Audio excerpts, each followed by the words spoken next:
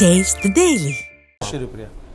இந்த விலைவாசி உயர்வுன்னு சொன்னாலே முதல்ல பாதிக்கப்படுறது யாருன்னா இல்லத்தரசிகள் தான். ஏன்னா அவங்க தலையில் இப்போ பால் விலை ஏற்றினாலும் அது அவங்க மேலே தான் டென்ஷன்.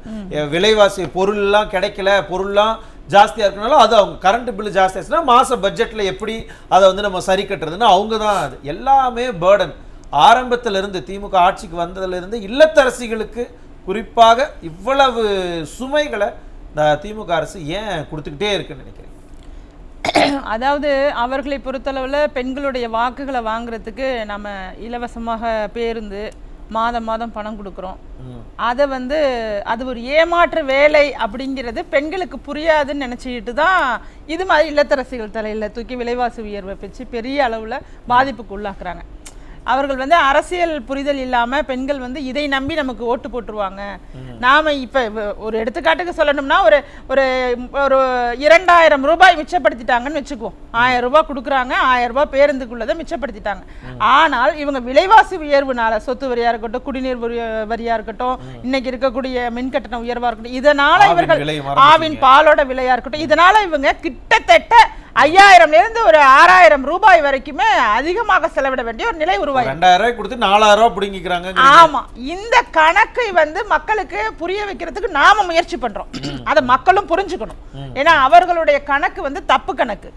இதுல முக்கியமா தெரிஞ்சுக்கணும்னா இப்ப இந்த ஜூலை மாதம் உயர்த்தப்பட்டிருக்க மின் கட்டணம் அப்படிங்கிறது மாநில அரசு வச்ச கோரிக்கை. அதாவது டான்ஜெட்கோ வந்து தமிழ்நாடு மின்சார ஒழுங்குமுறை ஆணையத்தை இதுல அவங்கள்ட்ட கோரிக்கை மனு கொடுக்குறாங்க. நீங்க வந்து இந்த மாதிரி சுமையை குறைக்கிறதுக்கு நீங்க மின் கட்டணத்தை உயர்த்தணும். அப்ப என்ன பண்றாங்கன்னா பணவீக்கம் அப்படின்னு சொல்லி மக்கள்கிட்ட கருத்து கேட்பு கேட்கணும் அப்படிங்கறதெல்லாம் விதிமுறைகள். இவர்கள் மக்கள்கிட்ட கருத்து கேட்கல, மக்கள்கிட்ட கருத்து கேட்கிற மாதிரி ஒரு நாடகத்தை செய்துவிட்டு செப்டம்பர் 22 அதாவது 2022 செப்டம்பர் மாதம் கையெழுத்திடப்பட்டுட்டு ஜூலை மாதம் 1ஆம் தேதி வருடா வருடம் மின் கட்டணத்தை 6% வரை உயர்த்தலாம்ங்கிறது கையெழுத்திடப்பட்டு முடிஞ்சிட்டு. இதுதான் உண்மை. இதை வந்து இவர்கள் என்ன செய்திருக்கிறார்கள்னா கடந்த மே மாதம் 10ஆம் தேதி இந்த விஷயத்தை எதிர்கட்சி சமூக வலைத்தளங்கள்ல பரப்ப தொடங்கிட்டாங்க. இது மாதிரி மின்சார கட்டணம் உயரப்போகுதுங்கிற ஒரு தகவலை மக்களுக்கு தெரிவிக்க தொடங்கினாங்க. உடனடியா திமுக என்ன செய்ததுன்னா இந்த ஃபேக்ட் செக்னு சொல்லி ஒரு உண்மை அறியும் குழுன்னு சொல்லி ஒன்று ஏற்படுத்தி வச்சு அதற்கு அரசோட பணத்தை விரயம் பண்ணிட்டு இருக்காங்க. இது நம்ம ஒன்றும் தடுக்க முடியாதுன்னு வச்சுங்க. அவர்களுக்கு வேண்டியவர்களுக்கு வேலை வாய்ப்பை உருவாக்கி கொடுத்துட்டாங்க. அதுதான் உண்மை. அதுக்குள்ள நம்ம அப்புறமா பேசுவோம். ஆனா அந்த குழு உடனே என்ன பண்ணுது, இது வந்து பொய்யான தகவல், இது பொய்யான தகவலை பரப்புறாங்கன்னு சொல்லி இவர்கள் ஒரு பொய்யை சொல்லியிருக்காங்க. இப்ப நான் என்ன கேட்கிறேன், நீங்க ஒரு உண்மையானவர்களாக இருந்தால் அந்த செய்தி பரவும் போதே ஆமாம் அது உண்மைதான், கடந்த 22 செப்டம்பர் மாதம் 2022லயே இது மாதிரி நாங்க ஒரு மக்கள்கிட்ட தான் கருத்து கேட்டோம். சரி, அது நீங்க பொய்யே சொல்லுங்க, அதை அப்படியே சொல்லிக்கிங்க. பணவீக்கம் இருந்தது, நாங்க 6% உயர்த்துற அளவுக்கு கோப்புல கையெழுத்து போட்டுட்டோம், ஆட்சிக்கு வந்து நாங்க உடனே போட்டுட்டோம், அதை ஒரு வருடத்துக்குள்ள போட்டுட்டோம் அப்படிங்கறத நீங்க ஒத்துக்கொள்ளணும்ல. அதை விட்டுட்டு இடைத்தேர்தல் வருது, இதை நாம எப்ப சொல்றது அப்படிங்கறது ஒரு முடிவெடுத்து மக்களை ஏமாற்றும் விதமாக இடைத்தேர்தல் எல்லாமே அவர்களுக்கு முன்னதாகவே தெரியும். 3 மாதங்களுக்கு முன்னதாகவே எந்த தேதியில் இடைத்தேர்தல் வைக்க போறோங்கிறது வரைக்கும் திமுகவுக்கு தெரியும். அதனால இந்த ஜூலை மாதம் இந்த தேர்தல் முடியட்டும், இதோட ரிசல்ட் வரட்டும், 13ஆம் தேதி இதோட ரிசல்ட் வரட்டும். இப்ப சகோதரர் பொன்வில்சன் அவர்கள் சொன்னது போல இந்த 15 நாள் அப்படிங்கிறதுல நீங்க இந்த கட்டணத்தை தான் நாங்க 4.8% உயர்த்தினதை தான் அளவீடு எடுப்போங்கிறதுக்கு மக்கள் எவ்வளவு வலுவா குரல் எழுப்பணும் தெரியுமா? இது ஒரு பெரிய குற்ற செயல், இது ஏமாற்று வேலை, இது ஒரு அரசு செய்யக்கூடிய செயலே கிடையாது.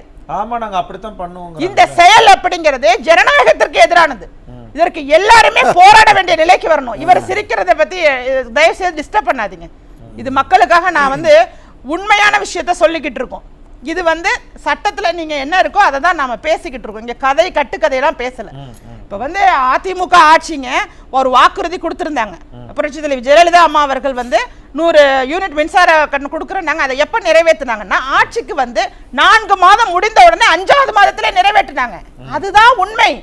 நீங்க இந்த 1000 ரூபாய் கொடுக்கறத கூட கிட்டத்தட்ட 2.5 ஆண்டுகள் கழித்து தான் நீங்க தொடங்குனீங்க. அதுக்கு ஒரு இடைத்தேர்தல் வர வேண்டியிருக்கு. அதற்கு ஒரு இடைத்தேர்தல் வர வேண்டியது இருக்கு. ஒட்டு மொத்தமாக திமுக மக்களை தேர்தலுக்காக எப்படி பயன்படுத்திக் கொள்வது, ஓட்டு வாங்கறதுக்காக அவர்களை எப்படி ஏமாற்றுவது, என்னென்ன பொய் வாக்குறுதிகளை கொடுப்பது, இதுலதான் நீங்க கவனம் செலுத்துறீங்களே தவிர எந்த இடத்துலயுமே மக்களுடைய நிலை பற்றி அவங்க சிரமப்படுவாங்கன்னு நீங்க நினைக்கவே இல்லை.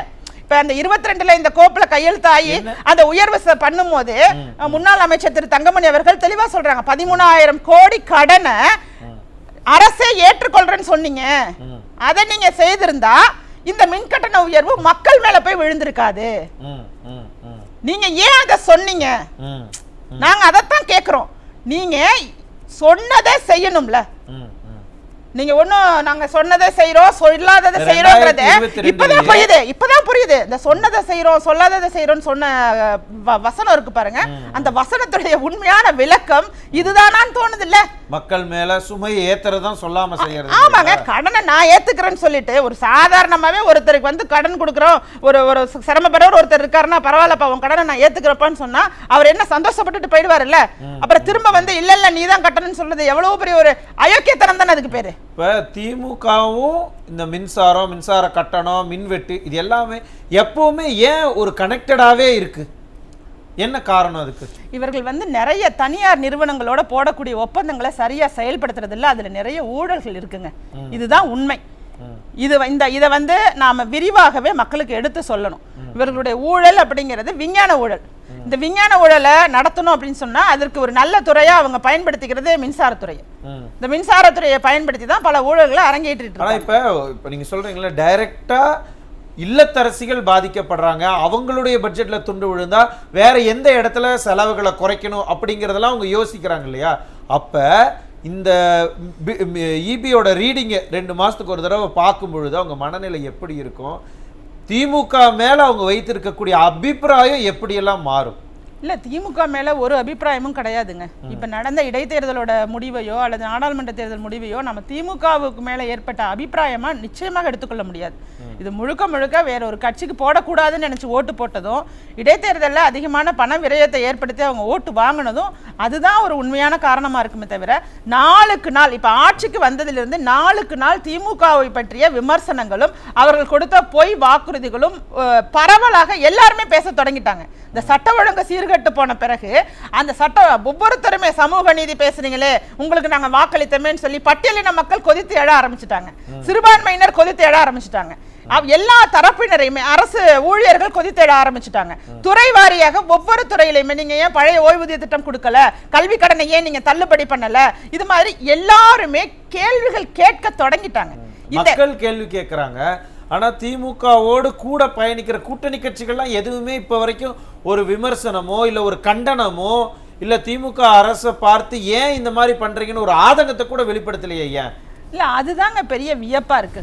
இப்ப திமுக வந்து இந்த கூட்டணிகள் இல்லைன்னா கண்டிப்பாகவே இந்த வெற்றி கூட கிடைச்சிருக்காது.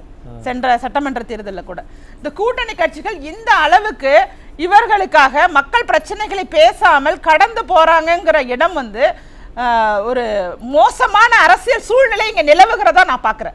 ஏன்னா இவர்கள் அரசியல்ல அடித்தட்டு மக்களுக்காக விளிம்பு நிலை மக்களுக்காக உங்களுடைய பாதுகாவலராக நான் இருப்பேன் என்று பல இடங்கள்ல பேசி பேசி ஒரு கூட்டத்தை உருவாக்கி அந்த கூட்டத்தை கொண்டுட்டு போய் சுயலாபத்திற்காக அடமானம் வைத்து விட்டார்களோ அப்படிங்கிற ஒரு ஐயம் ஒரு கோபம் இருக்குன்னு வச்சுக்கீங்களேன். இதுல ஐயத்துக்கு ஒண்ணு இல்ல. ஏன் ஐயம் இல்லைன்னா எதையுமே அவங்க எதிர்க்கிறது இல்ல, அதனால ஐயம் இல்ல. தொடர்புடைய ஒரு விஷயம். ஏன் இந்த விவகாரம் பேசு பொருளே ஆகல, அப்படியே சைலண்டா முடிச்சிட்டாங்க? என்ன காரணம்?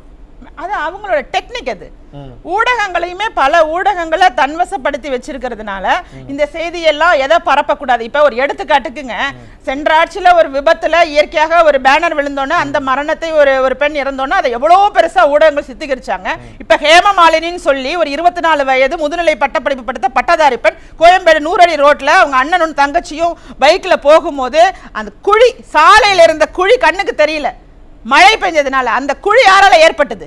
ஒரு முக்கியமான ஒரு ரோடு, முக்கியமான சாலையில அவ்வளவு பெரிய பள்ளம் இருந்திருக்கு, ஒரு அடிக்கு மேல ஒரு பள்ளம் இருந்திருக்கு, அந்த பள்ளத்துல இடறி விழுந்து மரணிச்சிட்டாங்க. எந்த ஊடகமும் இது குறித்து பேசல. அவங்களுக்கு 1 கோடி கொடுக்கணும்னு சொல்லணுமா இல்லையா? எல்லாருமே சொல்லணும். உண்மைதானே, இவர்களுடைய தப்பு தானே, நிர்வாக திறன் கிடையாது, வேலை பார்க்கறேன்னு சொல்லி சென்னையை அப்படி மாத்திட்டோம், 2000 கோடி செலவு பண்ணோம். இவர்களுடைய பேச்சுகளை நாம பார்த்தோம், ஏற்கனவே வெள்ளத்துல தவிச்சதையும் பார்த்தோம். இப்படி ஒவ்வொரு இடத்திலேயுமே மக்கள் மீது ஒரு துளி கூட அக்கறை கிடையாது. அந்த அக்கறை இல்லைங்கிறத வெளிப்படுத்தக்கூடிய இடத்துல இருக்கக்கூடியவர்களும் ஊடகங்களும் கொஞ்சம் மௌனம் காக்குறாங்க. இன்றைக்கு இந்த மின் கட்டண உயர்வை பற்றி யார் பேசணும்? நம்ம தான் பேசுவோம். மற்ற சேனல் பேசுறாங்க, மற்ற கூட்டணி கட்சிகள் பேசல. இவ்வளவு எதிர்ப்புகள் இல்லாம இருக்கிறதால தான் திமுக அரசு இந்த மாதிரி எல்லாம் பதில் சொல்லிட்டு இருக்காங்களா அப்படிங்கறத பத்தி இன்னும் விரிவா பேசலாம். என்னன்னா மக்கள்லாம் சந்தோஷமா இருக்காங்கன்னு ஒரு பக்கம் சொல்றாங்க, ஆனா இந்த பக்கம் பார்த்தா எல்லாத்தையும் விலையேத்துறது, எல்லாத்தையும் ரொம்ப சைலண்டா வெளியிலே தெரியாத மாதிரி இந்த மாதிரி வேலைகள்லாம் செய்யறது. மக்கள் என்ன நினைக்கிறாங்க, என்ன செய்ய போறாங்க, மக்கள் வந்து வேதனையில இருக்காங்கன்னு சொல்லி எதிர்க்கட்சி தலைவர் திரு எடப்பாடி கே பழனிசாமி அவர்கள் வந்து ஒரு அறிக்கையில அழகா குறிப்பிட்டிருக்காங்க. என்னன்னா, வரி குதிரையில இருக்கிற வரியை கூட எண்ணிடலாம், ஆனா நீங்க உயர்த்துற வரியையோ விலைவாசி உயர்வோ எண்ண முடியாத அளவுக்கு இப்படி உயர்த்தி மக்களை ஏன் சிரமப்படுத்துறீங்க அப்படின்னு. இந்த சிரமத்துக்கு முற்றுப்புள்ளி வைக்கணும்னா உண்மையாகவே இந்த 26 வரைக்கும் இவங்க கையெழுத்து போட்டு கொடுத்துருக்காங்க. அதை எப்படியாவது திரும்ப பெற்று அதை ரத்து செய்யணும். அதை ரத்து செஞ்சாதான் இந்த மின்கட்டண உயர்வை தவிர்க்க முடியும். கூட்டணியில இருக்கும் போதே, அதாவது அதிமுக வந்து மத்திய அரசுடைய கூட்டணியில இருக்கும் போது கூட அவர்கள் அழுத்தம் கொடுத்துமே மக்கள் பாதிப்பாங்கன்னு சொல்லி மின் கட்டணத்தை உயர்த்தல அதிமுக. ஆனா நீங்க மக்களை பற்றி எந்த இடத்திலையுமே கவலைப்படுவதில்லை அப்படிங்கறத எல்லா இடங்களிலுமே நிரூபிக்கிறீங்க. ஒவ்வொரு இடங்களிலுமே உங்களுக்கு மக்களை பற்றி கவலை இல்லை. உளவுத்துறையா உங்களை கள்ளக்குறிச்சிக்கு போக வேணாம்னு சொல்லும், ஆனா ஒரு தேசிய கட்சியோட மாநில தலைவரை இந்த இடத்துக்கெல்லாம் நீங்க வந்து நிக்காதீங்க, இல்லைன்னா உங்களுக்கு 2 போலீஸ் பாதுகாப்பு போடுவோம்னு சொல்லாது. அது உங்களுக்காக மட்டுமே தான் செயல்படுத்தக்கூடிய ஒரு துறைகளாக எல்லா துறைகளையுமே நீங்க கைக்குள்ள வச்சுக்கிட்டு உங்கள் குடும்பத்திற்கும் உங்களுக்குமான ஒரு ஆட்சியை விடுத்துட்டு தமிழ்நாட்டு மக்களுக்கான பாதுகாப்பான விலைவாசி உயர்வெல்லாம் இல்லாம மக்கள் வந்து அமைதியாக வாழ்றதுக்கு தயவு செய்து வழிவகை செய்து கொடுங்கள்ங்கிறத கோரிக்கை. கண்டிப்பாக இந்த கோரிக்கை, இந்த மின்சார கட்டண உயர்வையும் திரும்ப பெறணும் அப்படிங்கிற அந்த கோரிக்கையோடு சேர்த்து வைக்கலாம்.